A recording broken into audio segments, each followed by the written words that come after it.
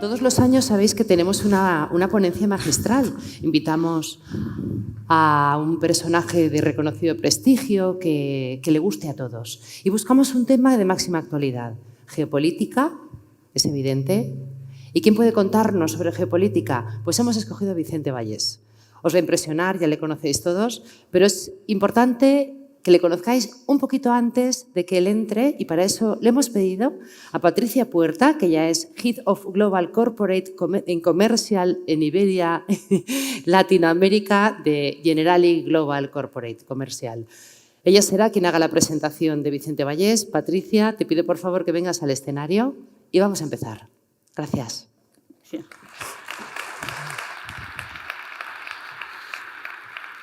Bueno, buenos días a todos, y yo tengo hoy un rol tremendamente sencillo porque es presentar a alguien que como profesional no necesita presentación en este país, y porque es sin duda uno de los referentes y de las voces más reputadas y más respetadas en el periodismo en España. Licenciado en Ciencias de la Información por la Universidad Complutense, tiene pues un vasto bagaje en medios de comunicación. Comenzó su carrera en la cadena SER, ha trabajado en Televisión Española, en Telemadrid, en Telecinco, creando el programa La Mirada Crítica, y hasta su consolidación liderando el informativo, la segunda edición de Antena 3, que es el informativo líder en nuestro país. Es especialista en política nacional y testigo directo de los grandes acontecimientos internacionales que están acaeciendo a fecha de hoy. Y pues Vicente, como todos sabéis, no solo informa, sino que también interpreta, analiza y explica con muchísima claridad la actualidad. Es autor importantísimo de ensayos incisivos como Trump y la caída del Imperio Clinton, El rastro de los rusos muertos, y tiene una premiada novela, La Operación Kazán, que para los que no la conozcáis os animo a que en estas vacaciones podáis leerla, porque de verdad que merece la pena. Y hoy va a compartir con nosotros una ponencia magistral que es Geoestrategia y riesgos globales en un mundo en tensión, donde con una mirada analítica nos va a explicar todo aquello que nos preocupa tanto en el sector asegurador, como es el riesgo geopolítico y el impacto que tiene en nuestros negocios, en la vida de las empresas y al final en todo nuestro entorno. Así que os animo a que disfrutéis de la ponencia, y con todos ustedes, Vicente Vallés. Bueno, gracias. ¿Qué tal? Muy buenos días. Bueno, me temo que el asunto del que me toca hablar es un poquito árido. Los riesgos tampoco son mucho más divertidos, la verdad. Pero, en fin, hablar de geoestrategia y riesgos globales, un mundo en tensión, no da para muchos chistes. Voy a empezar por enumerar algunas de las muchas cosas que están ocurriendo. Vamos a poner un margen de los últimos 3 años para que podamos alcanzar una idea global de la situación en la que nos encontramos en este momento. Si echamos la vista atrás y empezamos a contar a partir de la invasión de Ucrania por parte de Rusia en el año 22, febrero, pues desde entonces hemos vivido eso, la invasión de Rusia, la alianza de Rusia con China, con Corea del Norte y con Irán para el desarrollo de esa invasión, la ayuda militar que está recibiendo, el alza brutal de la inflación que se produjo precisamente con el inicio de la invasión, que alcanzó en torno al 10%, seguro que lo recuerdan, porque esto habrá afectado mucho a los negocios en los que tienen que participar. Los problemas muy serios que se produjeron en la cadena de suministros en aquel momento, que duraron algún tiempo. Después hemos vivido los atentados en Israel de las fuerzas terroristas palestinas en el año 23, en octubre. Eso provocó la posterior guerra de Gaza y también de Líbano. En paralelo, la campaña electoral tensa y larguísima en Estados Unidos. Como bien saben, las campañas ahí se alargan muchísimo tiempo, duran prácticamente un año, si no más, y fue especialmente tensa. Con un resultado que ya todos conocen, la victoria de Donald Trump en noviembre del año 24 y el cambio de paradigma que suponía con respecto a la política tanto exterior como económica como interna que había desarrollado Joe Biden, igual que la política de Biden supuso un cambio sustancial con respecto a la política que había realizado previamente Donald Trump en su primer mandato. A partir de ese momento hemos vivido también la caída del régimen sirio de Al-Assad, la toma de posesión de Donald Trump en enero del 25 con las inmediatas amenazas económicas al mundo a través de los aranceles que ya se están negociando, que no se sabe muy bien cómo van a acabar, de esto hablaremos un poquito más adelante. La presión de Estados Unidos, que eso se ha vivido ayer mismo, la presión para que los países de la OTAN aumenten su gasto militar de una manera enorme, porque estábamos hablando de que los países de la OTAN, esto también lo comentaremos, estaban gastando menos de la mitad de lo que se supone que ahora van a gastar, o para ser más precisos, de lo que ahora se han comprometido a gastar en los próximos años, que ya veremos si eso es factible o no, y con el protagonismo que ha adquirido la posición española defendida en esa cumbre de la OTAN que se celebró ayer mismo en La Haya. Hemos asistido ya en los últimos días a los ataques mutuos entre Israel e Irán. Hemos asistido a el anuncio por parte del presidente de Estados Unidos de que esos ataques ya terminaban, de que se había alcanzado un acuerdo para un alto el fuego, de manera que bueno, todo esto nos plantea un escenario en el que si de algo tenemos que hablar es precisamente de aquello de lo que ustedes se ocupan, que es de los riesgos y de la posibilidad, si es que existe, de que tengamos la capacidad suficiente para adelantarnos a los acontecimientos y poder planificar de una mejor manera aquello de lo que ustedes se tienen que ocupar precisamente, que es en la medida de lo posible, y antes lo decía uno de los ponentes, la previsión, la prevención antes de que llegue la situación en la que luego tengan que actuar. Pero bueno, voy a empezar por lo último, o más bien por lo penúltimo. Lo último es lo de ayer mismo, en la cumbre de la OTAN. Lo penúltimo podría ser, si nos referimos a estos asuntos, lo que ha ocurrido en las últimas fechas con los bombardeos entre Irán e Israel. Lógicamente es difícil extraer una lectura positiva cuando se produce un evento de este tipo en el que hay un conflicto armado que se produce además en una zona especialmente significativa y muy delicada para la economía mundial, como es Oriente Medio por el petróleo, y con la amenaza que no ha llegado a consolidarse finalmente, por suerte, de que se llegara a cerrar el estrecho de Hormuz para el paso de los petroleros y de los barcos con gas, que nos hubiera afectado muchísimo. Pero bueno, hemos vivido una situación interesante desde el punto de vista de cuál es la percepción que el mundo tiene que adoptar a propósito del presidente de Estados Unidos, tan peculiar él en todas las tomas de decisiones, porque durante la campaña electoral, incluso antes de la campaña electoral, Donald Trump siempre había presumido de ser un pacificador, de ser el único presidente de Estados Unidos en los últimos tiempos que no había iniciado ninguna guerra y que de hecho presumía de haberlas terminado. Sin embargo, si se echa un vistazo a los acontecimientos en los que ha participado Donald Trump como presidente de Estados Unidos, en los que su país ha tenido actividades armadas frente a otros, la lista es larguísima, ya incluso empezando desde su primer mandato, que empezó en 2017, un ataque en Siria en respuesta a la utilización de armas químicas, ataques en Irak en el año 2020, ataques contra líderes terroristas del ISIS, del Estado Islámico, en aquella época hablamos del año 19, operaciones militares en Yemen igualmente después en el año 2025, hace muy poquito, entre marzo y mayo de este año se lanzaron operaciones también y ataques aéreos contra posiciones hutíes en esa zona, en Somalia, en Irán, lo acabamos de vivir, estos bombardeos en los que también ha participado Estados Unidos, de manera que a la hora de hacer previsiones sobre lo que va a ocurrir, teniendo en cuenta la importancia global que tiene el presidente de Estados Unidos, no conviene tomarse siempre al pie de la letra las cosas que él dice sobre lo que va a hacer o va a dejar de hacer, porque seguramente dirá una cosa y su contraria y hará lo que le convenga en cada momento, aunque no coincida con lo que había prometido hacer. En esto hay una antigua teoría que la convirtió casi en una pequeña ciencia el expresidente de Estados Unidos, Richard Nixon, que lógicamente él tuvo que gestionar la guerra de Vietnam en Estados Unidos, finales de los 60 y principios de los 70, y se habló de la teoría del hombre loco, consistente en que al frente de la Casa Blanca había alguien que estaba loco y que no se sabía, por tanto, cómo iba a reaccionar ante ninguna de las circunstancias. Y eso generaba una gran confusión entre aquellos que tenían que lidiar con este presidente, porque era muy difícil saber cómo gestionar las decisiones, cómo gestionar las negociaciones a la hora de tener que tomar alguna decisión sobre qué hacer cuando quien interviene es este supuesto hombre loco que en realidad no lo era, sino que utilizaba esta estrategia para gestionar. Sí que ocurre que, en este caso, en lo que se refiere a la intervención de Estados Unidos en conflictos armados exteriores, se está volviendo de alguna manera a la política neocon del presidente Bush cuando con sus líderes en la Casa Blanca decidió la intervención en Afganistán y posteriormente la intervención en Irak, ambas que acabaron fatal en todos los casos, y que pretendía al final provocar un cambio de régimen en esos países.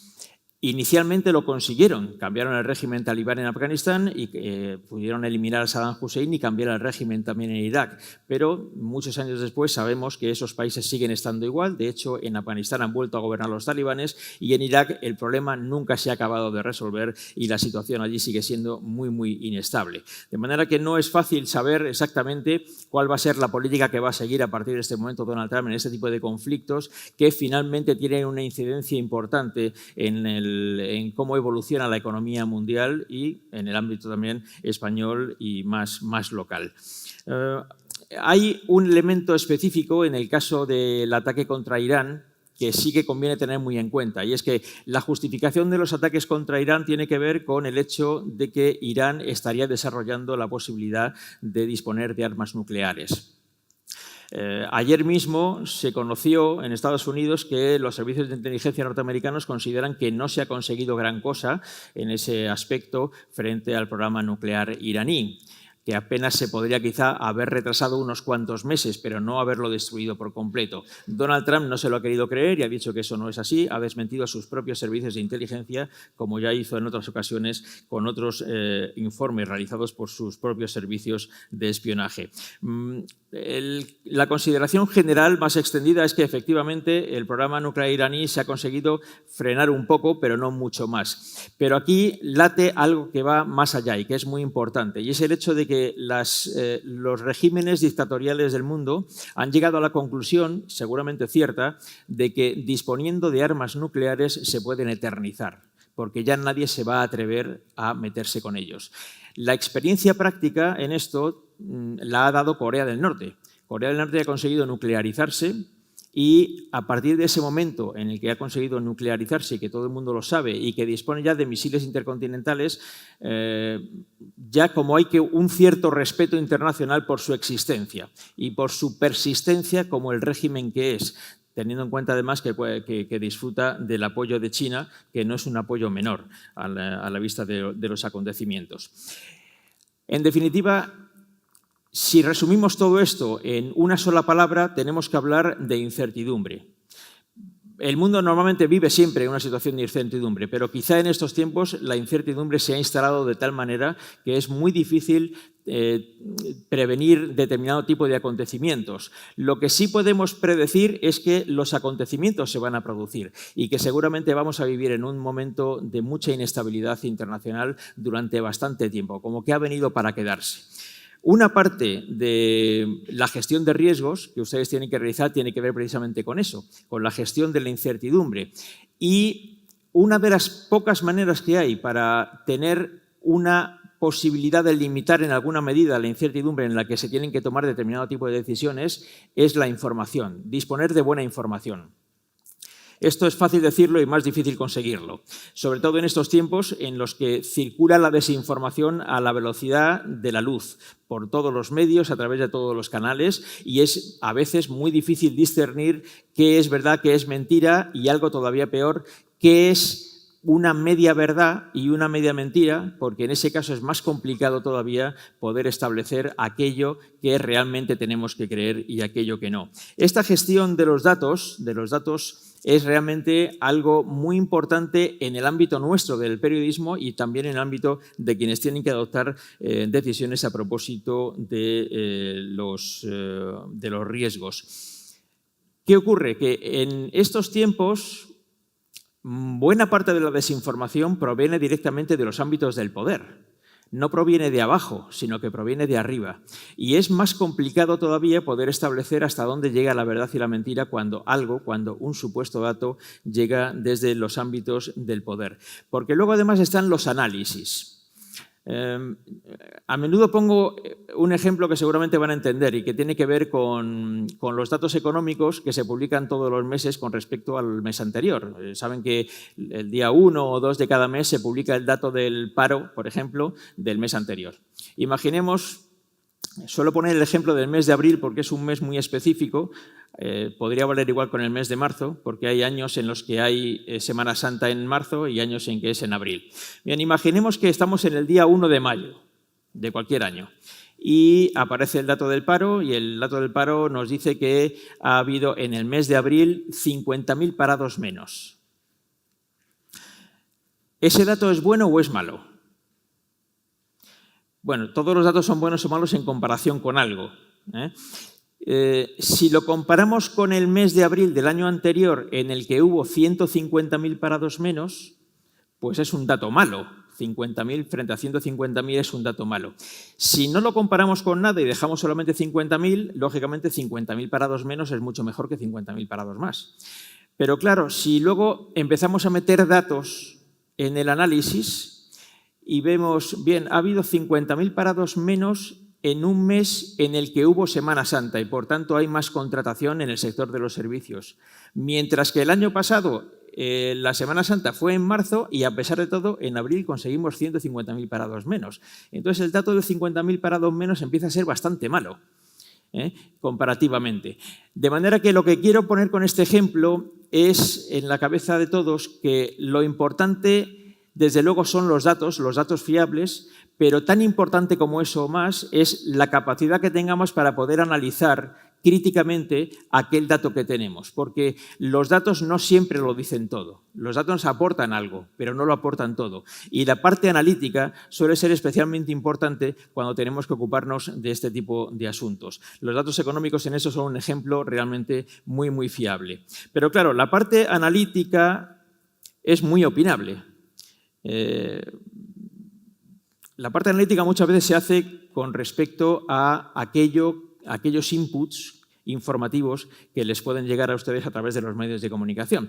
Y a mí hay un ejercicio que me gusta mucho hacer en días en los que hay alguna noticia muy importante y es ver al día siguiente los diferentes titulares que aparecen en los medios de comunicación sobre la misma noticia.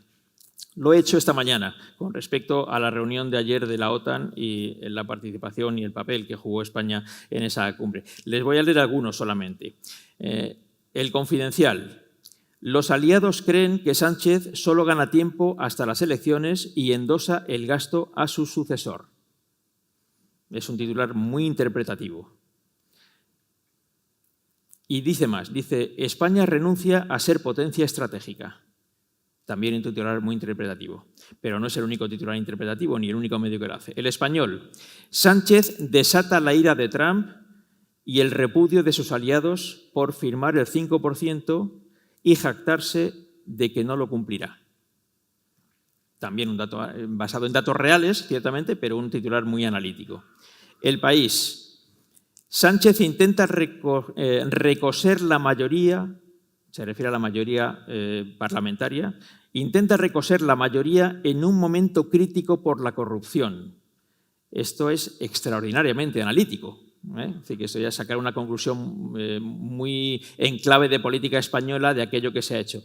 Muy analítico y creo que muy tirado en razón. Es decir, que está basado en hechos bastante reales. ABC. Sánchez mete a España en una guerra comercial con Estados Unidos al intentar burlar a la OTAN. La Razón. El no de Sánchez al 5% abre una guerra comercial con Trump. El Mundo. Sánchez exhibe un cisma con la OTAN y Trump carga contra España y amenaza a España. Bueno, este es un ejemplo de cómo la misma noticia se puede contar de muchas maneras. A menudo esto provoca muchas críticas hacia los medios de comunicación. Mucha gente dice, bueno, ¿cómo nos podemos creer la información que dan los medios de comunicación si cada uno la cuenta de una manera diferente? Bueno, yo les doy la vuelta a este argumento. Por suerte, vivimos en un país en el que puede haber 20 titulares diferentes sobre la misma noticia.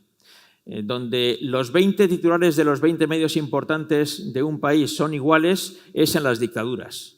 Allí siempre todos los titulares son iguales o son muy parecidos y ninguno entra en ningún análisis de aquel dato, aquella noticia que se ha producido.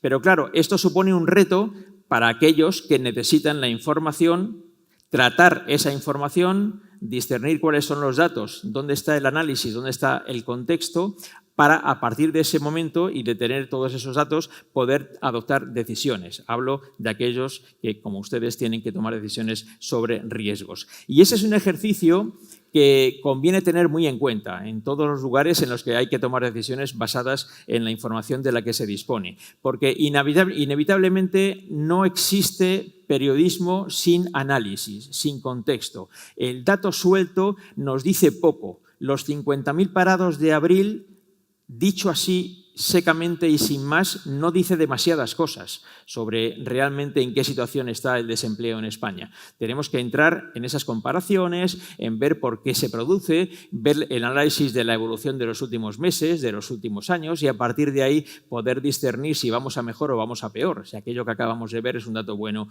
o es un dato malo. En cualquier caso, ¿qué ocurre? Que analizar el dato y ponerlo en su contexto es un ejercicio subjetivo. Y no se va a poder hacer otra cosa que asumir que la información siempre es subjetiva. Les contaré cómo funcionamos en los medios de comunicación para tomar las decisiones sobre lo que contamos. Los medios de comunicación, todas las mañanas, un poquito antes de esta hora, sobre las 9, 9:30, los responsables de cada redacción se reúnen para decidir qué van a hacer a partir de esa hora durante el resto del día y cómo vamos a contar las noticias. Cuando nos sentamos en la mesa de reuniones, tenemos encima miles de noticias que se han producido en todo el mundo, miles. Como es natural, no vamos a poder contar miles de noticias. Tenemos que decidir cuáles vamos a contar y cuáles no. Esa es la primera decisión subjetiva que tomamos a lo largo del día. ¿Qué noticias vamos a contar y qué noticias no vamos a contar? Y esa es una decisión estratégica para nosotros. Y también lo es para ustedes, porque al final ustedes van a ser los que lean o escuchen o vean las noticias a través de los medios de comunicación. Por eso cuando dicen muchas veces es que los medios de comunicación manipulan la información. Bueno, los medios de comunicación estamos manipulando desde primera hora de la mañana, porque en cuanto decidimos qué vamos a contar y qué no vamos a contar, ya estamos, entre comillas, manipulando. Desde luego estamos tomando decisiones subjetivas. Y en 10 redacciones se tomarán 10 decisiones subjetivas distintas, porque algunas de las noticias las vamos a contar todos y otras muchas no. Los contarán unos sí y otros no, porque tienen su propio criterio informativo diferenciado.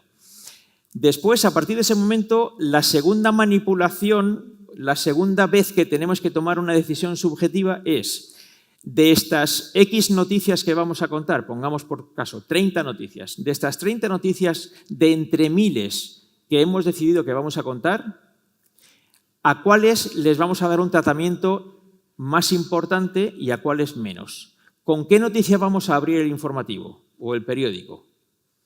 Esa es una eso es una decisión plenamente subjetiva. ¿Y a qué noticia le vamos a dar menos importancia? Otra decisión subjetiva. Habrá medios de comunicación que aquella noticia que nosotros le damos mucha importancia le dé muy poca y viceversa. Noticias que otros le dan mucha importancia, nosotros les demos poca importancia. Todos son decisiones subjetivas, inevitablemente subjetivas, porque no existe una manera objetiva que sea reconocida por todo el mundo como tal, como objetiva, que nos sirva como baremo para contar las noticias. Y ese es otro hecho que tienen que tener en cuenta aquellas personas como ustedes, aquellos profesionales que tienen que tomar decisiones en función parcialmente de las noticias que se producen y de cómo acceden a esa información. Por eso, mi gran recomendación siempre, y muy especialmente a profesionales como ustedes, es que intenten no informarse a través de un único medio de comunicación. Lo mejor que pueden hacer es, cuando tengan interés en alguna noticia específica que les pueda afectar directamente, busquen la información en varios medios diferentes, de manera que puedan tener el análisis diferenciado de distintos medios de comunicación. Cada uno les va a aportar alguna cosa y cada uno les quitará alguna cosa. Los que defiendan determinada tesis defenderán esa tesis con más datos, otros defenderán otra tesis con más datos. Y eso les va a interesar a la hora de tomar sus decisiones, porque podrán acceder a diferentes puntos de vista sobre una misma cosa. Si se trata de tomar decisiones en materia de riesgos, conviene estar muy bien informados. Y eso ayuda a otra de las tareas importantes que realizan ustedes, que es a adelantarse a los acontecimientos en la medida de lo posible. No siempre es posible, pero de vez en cuando sí lo es. Si echamos la vista atrás con algunos de estos asuntos, algunas de estas crisis que ya he enumerado al principio, por ejemplo, la invasión de Ucrania. ¿Era previsible la invasión de Ucrania? Pues era bastante previsible, bastante previsible. Desde tiempo atrás, seguramente desde algunos años atrás y desde luego desde meses atrás y sin duda desde semanas atrás. No hacía falta esperar al momento en que Vladimir Putin diera la orden a sus soldados de entrar en Ucrania. Hacía días que había más de 125.000 soldados rusos en la frontera. Pequeño signo, ¿no?, que nos da pistas de por dónde quería ir. Pero es que desde el año 2014 sabemos de la voluntad expansionista de Vladimir Putin, porque en 2014 invadió y se anexionó Crimea. Y normalmente alguien como Vladimir Putin nunca se queda ahí. De hecho, ese mismo año 2014 ya envió a, digamos, un ejército paramilitar no oficial al este de Ucrania y ya tenía tomadas algunas posiciones muy importantes en la zona este de Ucrania durante estos años que han pasado desde 2014. ¿Se podía prever la intervención de Israel e incluso de Estados Unidos en Irán, esta reciente de estos días atrás? Pues no era tan alocado pensar que eso pudiera ocurrir. Desde hace mucho tiempo, tanto Estados Unidos como Israel vienen anunciando que, como Irán vaya a más en su programa nuclear, iban a atacar los centros nucleares iraníes. Y, de hecho, Israel lleva eliminando, por utilizar una palabra suave, matando directamente a científicos nucleares iraníes desde hace mucho tiempo, seleccionando quién no, y los ha ido eliminando porque tiene, por lo que parece, muy buena información sobre lo que ocurre allí. Algo mucho más cercano, la erupción del volcán de La Palma.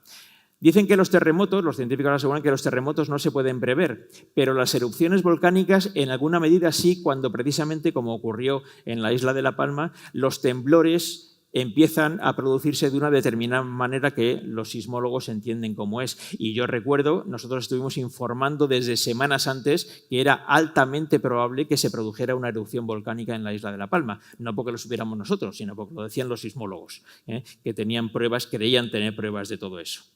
Bueno, este tipo de situaciones, desde luego las internacionales, mucho más que la erupción de un volcán en España, pero sí los acontecimientos internacionales, inevitablemente tienen efectos en la inflación, en el comercio, en la cadena de suministros, en las decisiones que tienen que tomar las aseguradoras. Todo eso es difícilmente imaginable de un día para otro, pero sí relativamente previsible en un cierto contexto temporal importante. Por eso es tan determinante que en ámbitos de decisión como aquellos en los que ustedes trabajan tengan un buen departamento analítico de la situación geoestratégica mundial, porque eso les va a ayudar mucho. También en el ámbito español, sin ninguna duda. Ahora tenemos el ejemplo, antes lo comentábamos aquí en el bucket 6, de quién va a pagar lo del apagón.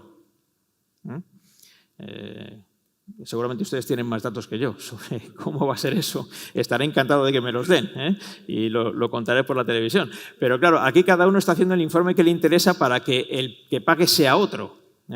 Nadie tiene la culpa, toda la culpa la tiene siempre el otro y alguien va a tener que pagar los efectos del apagón. Es verdad que el apagón, tal y como se produjo, quizás no fuera tan fácilmente previsible, salvo que a posteriori un montón de expertos nos hicieron ver que sí era previsible en función de cómo estaba siendo el reparto porcentual de la energía renovable con respecto a las otras energías, que parece que son más estables, y que había que hacer un mix energético más razonable que el que se hizo ya desde semanas antes, ¿no? Claro, luego hemos sabido, y lo hemos contado en todos los medios, cómo ya hubo algunos avisos, momentos en los que estuvo a punto de hacer crack el sistema energético, el sistema de la electricidad, desde incluso semanas antes. Pero, bueno, eso no trascendió, desde luego, a los medios de comunicación. Si hubiera trascendido, se lo hubiéramos contado, aunque seguramente si hubiéramos contado algo de esto antes de que se produjera el apagón, nos hubieran dicho que estábamos asustando a la gente de manera innecesaria.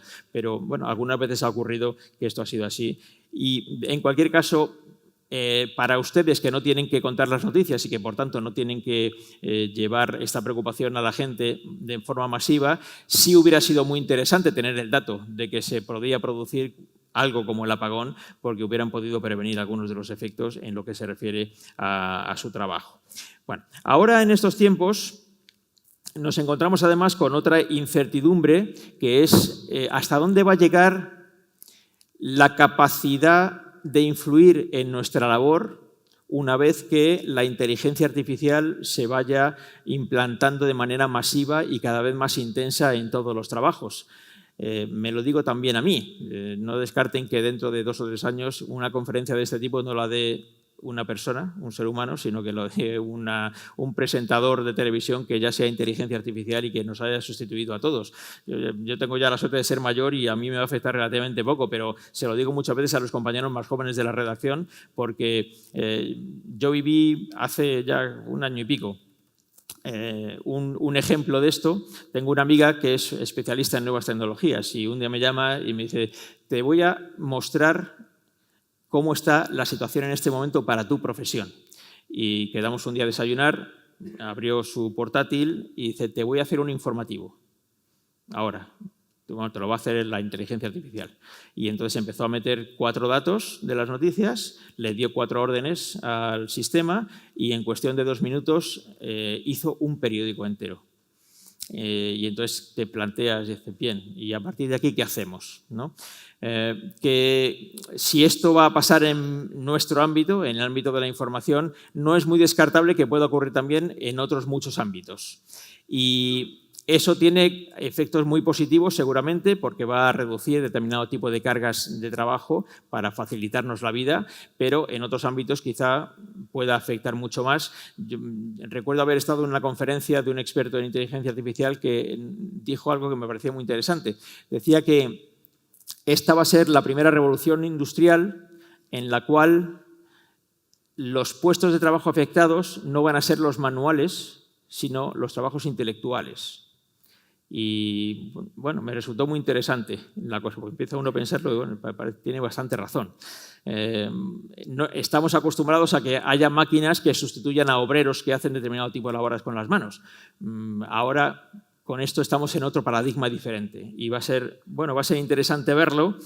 Va a ser interesante ver qué efectos va a tener. En algunos ámbitos puede ser también preocupante ver los efectos que pueda tener, pero inevitablemente los va a tener, porque esto no va a ser algo que podamos decidir si lo aplicamos o no lo aplicamos. Lo vamos a aplicar sí o sí. Yo he vivido en la entrada del primer teléfono móvil en una redacción. Pero más allá, viví la entrada del primer ordenador y la entrada del primer ordenador conectado a Internet. Y recuerdo que el día que pusieron en la redacción donde yo trabajaba el primer ordenador conectado a Internet, todo el mundo fue a mirar allí como si, con ojos así y todos preguntando: ¿y esto para qué sirve? ¿Qué vamos a hacer con esto? Ahora no podemos imaginar cómo trabajábamos cuando no había ordenadores conectados a Internet. Y dentro de muy poquito tiempo nos pasará igual con la inteligencia artificial. ¿Cómo trabajábamos antes de la inteligencia artificial? Ahora nos ocurre con estos enormes tochos de autos judiciales que todos los días nos regalan los jueces por las decisiones que tienen que tomar a propósito de los casos de corrupción. El otro día fue el último de 490 páginas exactamente, y te llega a una hora muy cercana al informativo. ¿Y qué hacemos? Pues ahora lo que estamos haciendo es meterle el documento a la inteligencia artificial y que nos haga un resumen de 2 páginas. Y al menos lo grueso rápidamente lo podemos analizar, porque el trabajo habitual en estos casos, cuando no existía esa posibilidad, era repartir los 500 folios entre 10 redactores para que se pudieran leer cada uno 20, 30, 40, 50 páginas lo más rápido posible, con los riesgos que eso conlleva de que se te pasen cosas, porque tienes que ir a toda velocidad leyendo, subrayando, y es difícil al mismo tiempo establecer qué es lo importante y qué no lo es. En una lectura tan rápida, además, hablamos de literatura judicial, que no es precisamente una cosa fácil de leer cuando no eres del gremio, ¿no? Bueno, otro de los asuntos interesantes que creo que tenemos que tener en cuenta, también en su ámbito, muy especialmente en su ámbito, es qué va a ocurrir con los aranceles. El asunto no va a ser fácil y no es previsible que tengamos una solución muy clara inmediatamente, teniendo en cuenta los bandazos a los que acostumbra el presidente de Estados Unidos. Lo último que sabemos, si vieron ayer los informativos a última hora o han echado un vistazo a los periódicos, es que efectivamente, como dicen esos titulares de prensa, el presidente de Estados Unidos ha amenazado concretamente a España con multiplicarnos los costes, suponemos que en aranceles, aunque él no especificó que fueran específicamente los aranceles, aunque todo el mundo lo entendió así.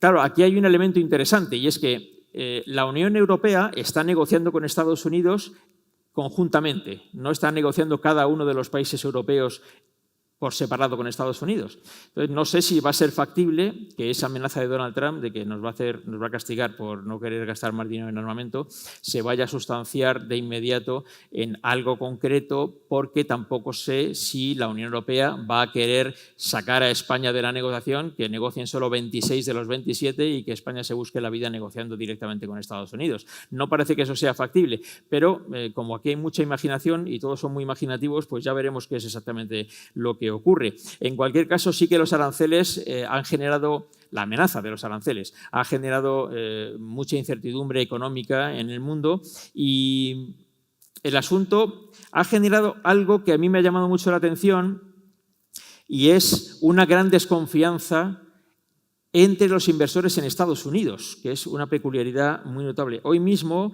el Financial Times habla de que hay inversores que están abandonando los fondos, los bonos estadounidenses a largo plazo. Han salido, dice, 11.000 millones de dólares en el segundo trimestre de este año, 11.000 millones de dólares.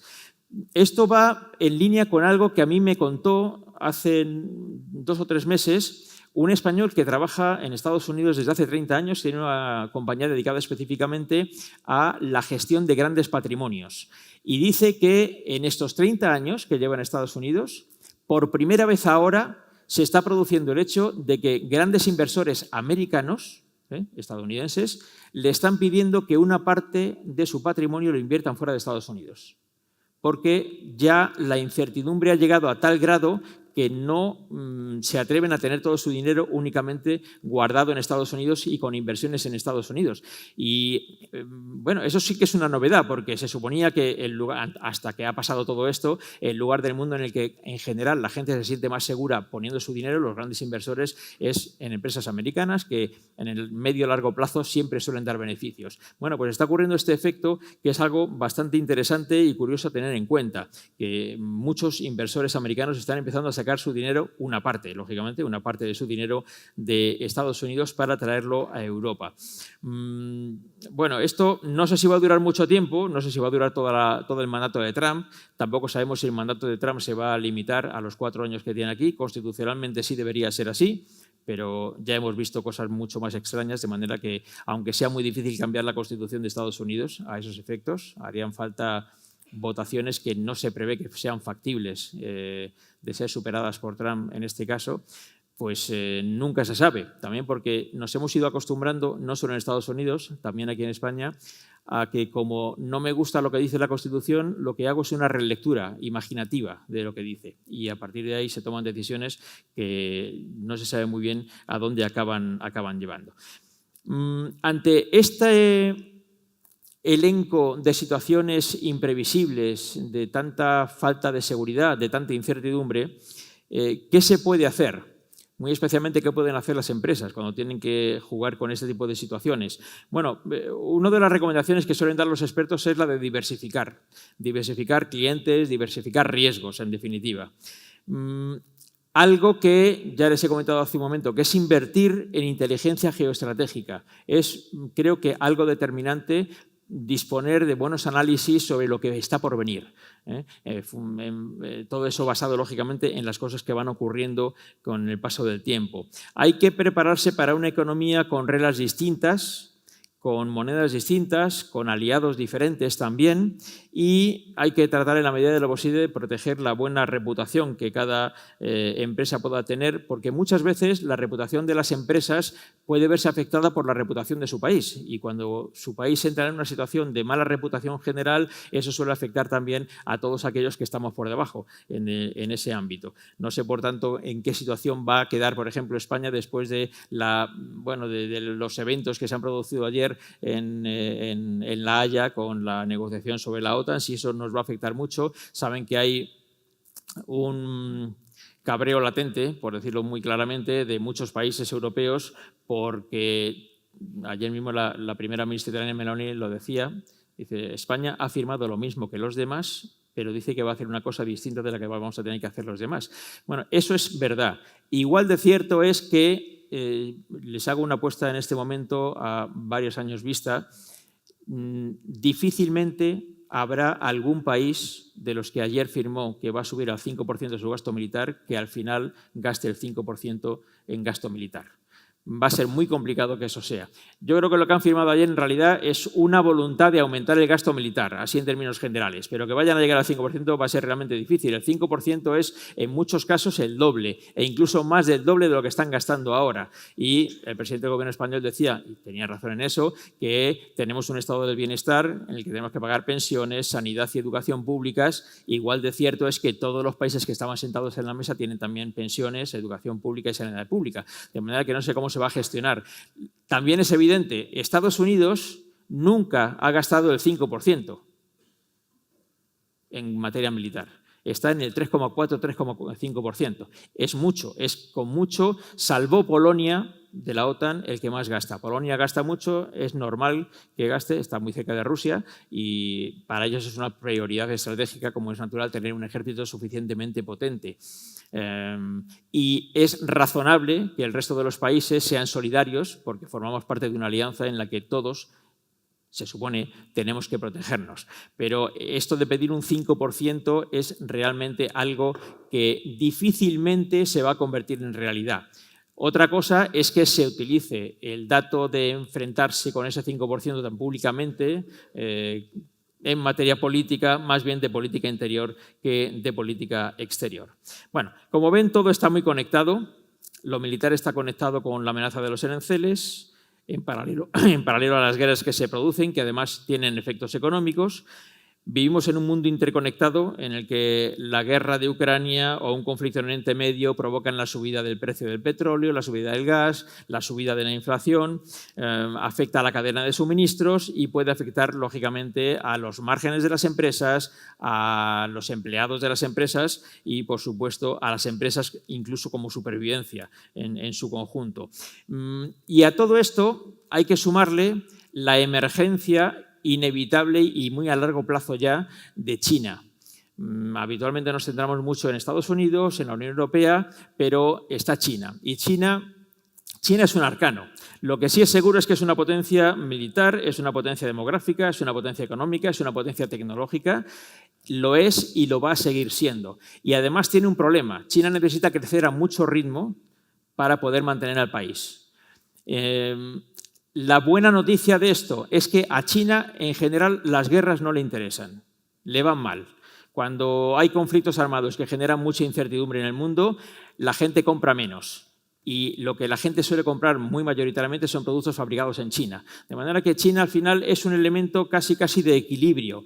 Sí, está asociada a Rusia, sí, está asociada a Corea del Norte, está asociada a Irán, pero casi eso es una buena noticia también, porque es un elemento moderador de las tensiones que esas potencias puedan generar. De manera que no va a ser algo seguramente tan dramático el hecho de que China pueda ir alcanzando capacidades potenciales importantes que puedan servir de equilibrio frente a otras potencias mundiales, como por supuesto es Estados Unidos y es Europa. El problema para Europa es quedarse descolgada y no ser capaz de competir en el ritmo de su crecimiento y en su desarrollo tecnológico con China y con Estados Unidos.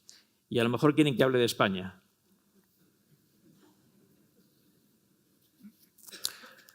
Bueno, como ya he terminado, tengo la suerte de que no voy a poder hablar mucho. Voy a dejar en un par de minutos. No les voy a decir cuándo van a ser las elecciones, que es lo que todo el mundo pregunta. Cuando lo sepa, lo contaré por la televisión. Serán los primeros en saberlo, pero a través de la televisión. Bueno, sí que creo que el gobierno, el presidente del gobierno, no tiene muchos incentivos para convocar elecciones en este momento. La capacidad de los presidentes en los países europeos, de casi todos, es adelantar las elecciones. A mí es una capacidad que nunca me ha gustado. Me gusta más en esto el sistema americano, que las elecciones son siempre en un día determinado cada 4 años y eso no se puede cambiar. Y si un presidente tiene que dimitir, como le pasó a Nixon, le sucede otro. Pero aquí existe esa posibilidad. No me gusta porque esa posibilidad de adelantar elecciones la suelen utilizar todos los presidentes solo cuando ven que les conviene a ellos, no cuando le conviene al país. Entonces no me gusta mucho que se haga eso. Pero bueno, existe esa opción, es una opción constitucional y se puede utilizar. Creo que no tiene incentivos en este momento. Normalmente un presidente convoca elecciones cuando cree que las va a ganar, no cuando cree que las va a perder. O cuando cree que tiene más posibilidades de perder menos que al revés, que es lo que pasó en el año 23. Esto nos lleva hacia un escenario político de muchas tensiones en los próximos meses. Venimos de muchas y seguramente se van a acrecentar. Un escenario de juicios en los tribunales por casos de corrupción que afectan al gobierno actual y también que afectan al gobierno de los otros partidos que también gobernaron previamente, que van a venir ahora. Hay varios juicios que tiene el PP pendientes en adelante, con lo cual esas tensiones se van a producir de una manera muy, muy intensa. Y claro, vivimos en un escenario político en el que hay muchos partidos en el Parlamento. Los españoles hemos decidido que nos gusta que haya 20 y tantos partidos en el Parlamento. Uno de los ejemplos se está viviendo estos días con Sumar. Sumar no es un partido político, es una coalición. Y es una coalición de coaliciones, porque, por ejemplo, ahora Compromís, el Partido Valenciano, tampoco es un partido, es una coalición de varios pequeños partidos y han decidido uno se queda, el otro se va del grupo parlamentario. Entonces, esto si lo vamos reduciendo al absurdo, estamos en un parlamento con tantísimos partidos políticos que es muy difícil sostener una mínima estabilidad. Pero eso es lo que hemos decidido los españoles, de manera que tenemos que lidiar con eso y tenemos que vivir con las consecuencias que eso tiene, como es natural, porque el voto no solamente es un derecho, el voto es una responsabilidad y si ejercemos esa responsabilidad de esta manera, tenemos que asumir las consecuencias que eso tiene. Así que yo creo que hay que prepararse para un escenario en el que las elecciones se vayan demorando. El Partido Popular ahora tiene su congreso, debe estar pensando que seguramente los pasos electorales que vienen por delante le van a ir bien porque las próximas, ya hemos entrado en un proceso electoral, no electoral de las generales, teóricamente, pero sí de autonómicas. Va a haber elecciones en Castilla y León, creo que son las primeras, y después en Andalucía o al revés, creo que es este orden, Castilla y León y después Andalucía.